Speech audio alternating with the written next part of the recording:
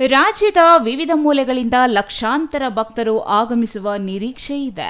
ಜಾತ್ರಾ ಮಹೋತ್ಸವದ ಸಂದರ್ಭದಲ್ಲಿ 108 ಅಡಿ ಎತ್ತರದ ಗೌತಮ ಪಂಚರಥೋತ್ಸವ ಆಕಾಶ ಎತ್ತರಕ್ಕೆ ಕಣ್ತೆರೆದು ನೋಡುವಷ್ಟು ಮಧುವಣಗಿತ್ತಿಯಂತೆ ಸಿಂಗಾರಗೊಂಡು ನಿಂತಿದೆ.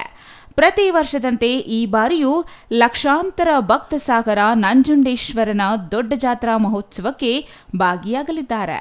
ಭಕ್ತರಿಗೆ ನಂಜುಂಡೇಶ್ವರನ ದೇವಾಲಯದಲ್ಲಿ ಜಿಲ್ಲಾ ಮತ್ತು ತಾಲೂಕು ಆಡಳಿತದಿಂದ ಕುಡಿಯುವ ನೀರು, ತಂಪು ಪಾನೀಯ, ಶೌಚಾಲಯ ಇನ್ನೂ ಅನೇಕ ಮೂಲಭೂತ ಸೌಕರ್ಯಗಳನ್ನು ಕಲ್ಪಿಸಲಾಗಿದೆ.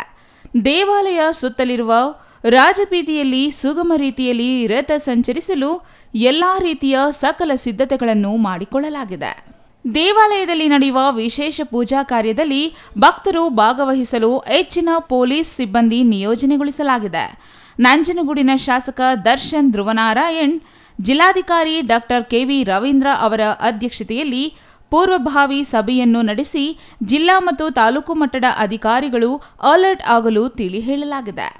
ಕಪಿಲಾ ನದಿಯ ದಡದ ಸುತ್ತ ಮತ್ತು ರಥ ಸಂಚರಿಸುವ ಕಡೆ ಹೆಚ್ಚುವರಿ ಸಿಸಿ ಕ್ಯಾಮೆರಾಗಳನ್ನು ಅಳವಡಿಸಲಾಗಿದೆ. ಜೊತೆಗೆ ಹೆಚ್ಚಿನ ಸಿಬ್ಬಂದಿಯನ್ನು ನಿಯೋಜನೆ ಮಾಡಿ ಭಕ್ತರಿಗೆ ಯಾವುದೇ ರೀತಿಯ ತೊಂದರೆಯಾಗದಂತೆ ಕಟ್ಟೆಚ್ಚರ ವಹಿಸಲಾಗಿದೆ ಎಂದು ದೇವಾಲಯದ ಕಾರ್ಯನಿರ್ವಾಹಕ ಅಧಿಕಾರಿ ಎಂ ಜಗದೀಶ್ ಕುಮಾರ್ ಹೇಳಿದ್ದಾರೆ. ಸುಸಜ್ಜಿತ ಆಂಬುಲೆನ್ಸ್ ವ್ಯವಸ್ಥೆ ಹಾಗೂ ಆರೋಗ್ಯ ಕೇಂದ್ರಗಳು ಇತ್ಯಾದಿಗಳನ್ನು ಸೌಲಭ್ಯಗಳನ್ನು ಕಲ್ಪಿಸಲಾಗುತ್ತದೆ. ಹಾಗೂ ದಿನಾಂಕ 21/3/2024ರಿಂದ ನಿರಂತರವಾಗಿ ಆಗಮಿಸುವ ಭಕ್ತಾದಿಗಳು ಯಾತ್ರಾರ್ಥಿಗಳಿಗೆ ನಿರಂತರ ದಾಸೋಹ ವ್ಯವಸ್ಥೆಯನ್ನು ಸಹಿತ ಕಲ್ಪಿಸಲಾಗಿದೆ. ಈ ಎಲ್ಲ ಕಾರ್ಯಕ್ರಮಗಳಿಗೆ ಭಕ್ತಾದಿಗಳು ಯಾತ್ರಾರ್ಥಿಗಳು ಆಗಮಿಸಿ ರಥೋತ್ಸವವನ್ನು ಯಶಸ್ವಿಗೊಳಿಸಬಹುದು. ನಾವು ನಂಜನಗೂಡಿನಲ್ಲಿ ರಥದ ಕೆಲಸ ಮಾಡ್ಕೊಂಡು ಬರ್ತಾಯಿದ್ದೀವಿ. ನಾವು ಸುಮಾರು 4ನೇ ತಲೆಮಾರಿಂದ ಇವಾಗ ನಾವು ನಡೆಸ್ಕೊಂಡು ಬರ್ತಾಯಿದ್ದೀವಿ. ಇದು ಗೌತಮ ರಥ ಅಂತ ಮಾಘ ಮಾಸದಲ್ಲಿ ಬೀಳುತ್ತೆ. ಪ್ರತಿ ವರ್ಷ 5 ರಥಗಳಾಗುತ್ತವೆ ನಂಜನಗೂಡಲ್ಲಿ. ಮೊದಲನೇದು ವಿನಾಯಕನ ರಥ ಹೋಗುತ್ತೆ, ಮತ್ತು ಎರಡನೇದಾಗಿ ಶಿವನ ಸ್ವಾಮಿಯವ್ರ ರಥ ಹೋಗುತ್ತೆ.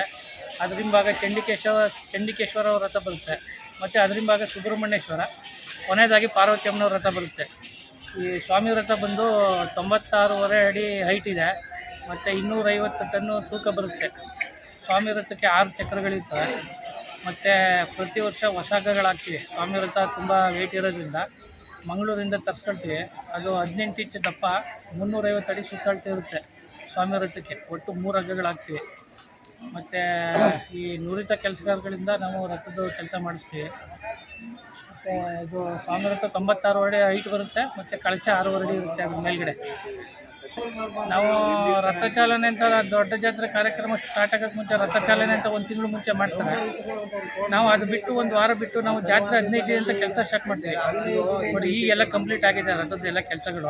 ಬಾವುಟ ಬಿಡ್ತಾ ಇದ್ದಾರೆ. ಇವತ್ತು ಸಂಜೆ ಒಳಗಡೆ ಕಂಪ್ಲೀಟ್ ಆದರೆ ನಾಳೆ ಬೆಳಗ್ಗೆ ಸ್ವಾಮಿ ರಥಕ್ಕೆ ಹಗ್ಗಗಳಾಗ್ತೀವಿ. ಹಗ್ಗ ಹಾಕಿ ಬದ್ಮಗಳಿರ್ತೀವಿ. ಬದ್ಮ ಇಟ್ಟು ನಾಳೆ ಸಂಜೆಗೆ ಬಾಳೆಕಂಬ, ಮಾಂಸೊಪ್ಪು, ತೋರಣ ಕಟ್ಟಿದ್ರೆ ಕಂಪ್ಲೀಟ್ ಆಗುತ್ತೆ. Kumar, CTV news, Nanjangud.